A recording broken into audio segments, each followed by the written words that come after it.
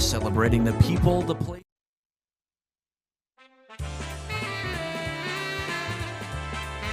Live from the O'Hara Construction Studio in downtown Jackson, it's the Bart Hawley Show. I'm David Rice, inviting you to join Bart and his guests. From the Wharton Center for Performing Arts Executive Director Eric Olmscheid. Last night's high school boys semifinal basketball highlights from JTV Sports. From Henry Ford Health, Director of the Center for Health Policy and Health Services Research, Dr. Brian Amadani. From Hidden Lake Gardens, Jessica Goodrich. And from the Jackson Women's History Council, Linda Ferguson.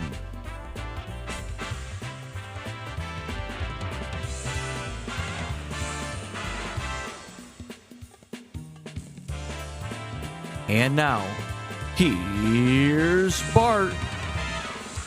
Thanks so much, David Rice. And hello, everyone.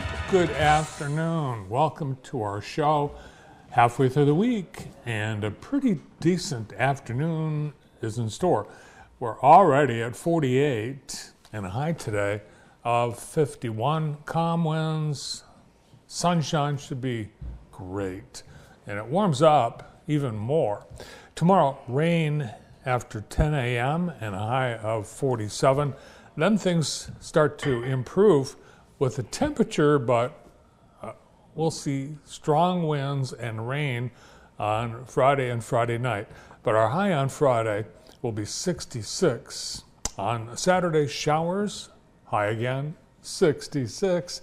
Sunday, sunny, 57. Then back to 67 and maybe even near 70 by Monday and Tuesday. So the warm-up it's in our future. And there you have it, today's weather. And thanks, Kelly Express, for bringing you the weather today. Stop by and get a pizza or two or three at Kelly Express. One will feed a crowd. The specialty pizza and an order of bread is just $25 all this month at Kelly Express. They've got your favorite snacks and beverages, and in some locations, the walk-in beer well at Kelly Express. Today is March 4th. March 4th. Let's look outside first before we March 4th. That looks nice. I like yeah, a little that bit of blue sky, you know, a little sun. Fog has lifted, and yes, it's looking pretty nice. We, of course, we'll need green, but that's weeks away. Today is, yes, March 4th, National March 4th. 4th as in forward on the 4th of March. Get it? It is Hug a GI Day. So you know someone in the military, give them a hug, especially now as we're seeing some unfortunate loss of life among American service people in the Middle East. National Dance the Waltz Day. National Snacks Day. Every day is Snacks Day here at JTV. We get lots of snacks. A lot of snacks, a lot of snackers. And it's National Sons Day. So if you've got sons or you're a son, honor your sons or your dad or your mom on National Sons Day, as we did earlier today. It is the anniversary of the big party in Washington, D.C. Of course, the city of Jackson, named after who, Brandon? That's Jackson, the president. President Jackson. Yeah. Andrew Jackson? Andrew Jackson. Yeah.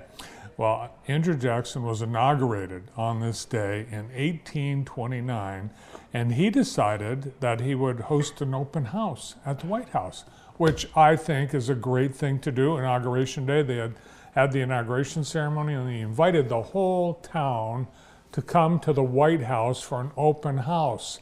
They had this giant 1,200-pound wheel of cheese. So after the swearing in, everyone came to the White House, politicians, celebrities, average citizens, and very shortly after the White House doors swung open, some 20,000 people showed up, and they went through the White House And as you can imagine, 20,000 people going through the White House, it turned into a boisterous mob scene. Guests stood on furniture in muddy shoes. Others rummaged through rooms looking for the president. They broke dishes. Crystal, they ground food into the carpet. That cheese, that giant wheel of cheese, they were snacking on it, but also lots of it fell on the floor, and it got ground into the White House carpets. And for months after, the White House smelled like cheese. So it was only after servants at the White House filled wash tubs out on the front lawn full of juice and whiskey that they got people to come out. Free juice and whiskey, come on out. So they did, and things subsided. But after that, that was the end of the Inauguration Day open house. So they should bring that back. Yeah. Yeah, imagine that. Yeah. On this day in 1933, FDR appointed Frances Perkins as Secretary of Labor. And Brandon, what do you think the significance of that was? What was that again? Frances Perkins. And what was his job title? First woman appointed to the cabinet. First woman. Yes, first female cabinet member. And she had many accomplishments. She drafted the 1938 Fair Labor Standards Act, banned child labor, and she was the one responsible for the 40-hour work week. And today, among Gen X, what is it now, 23? If that, yeah. If you go into work, people just work from home. Yeah. On this day in 1974, actress Mia Farrow from The Great Gatsby, she graced the cover of the very first People magazine. And there she is. It was the movie The Great Gatsby, which was popular then, although it was a bomb. But she was the next big thing.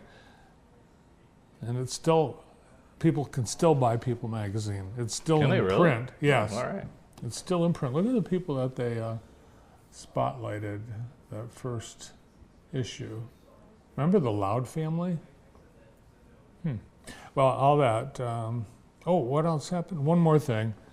On this day, March 4th, just before breakfast on the morning of March 4th, Private Albert Gitchell of the U.S. Army went to the hospital at Fort Riley, Kansas, complaining of cold-like symptoms, sore throat, fever, headache. Soon after, 100 other of his fellow soldiers all reported similar symptoms, marking what are believed to be the first cases in the historic influenza pandemic of 1918, later known as the Spanish flu.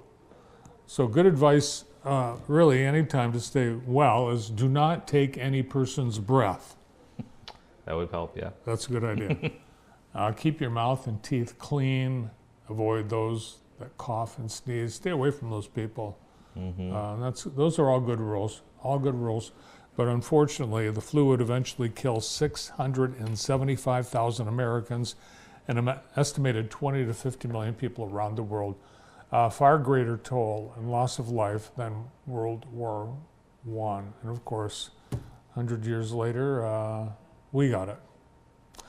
All that happening on this 4th of March. Now today in the J, brought to you by Experience Jackson. And we have going on today a few things. What do we have, Brandon? Where are they? Well, we got the State of the City. We got the State of the City. Yeah, that's a big tonight. one. The State of the City is tonight, and you're invited. Mayor Daniel Mahoney will be there. Steve Tucker.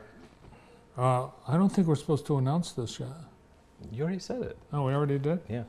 Okay, we do know State of the City tonight. So the Mayor, Daniel Mahoney, will talk. Also, City Manager Jonathan Green, and each of the council members will deliver some remarks.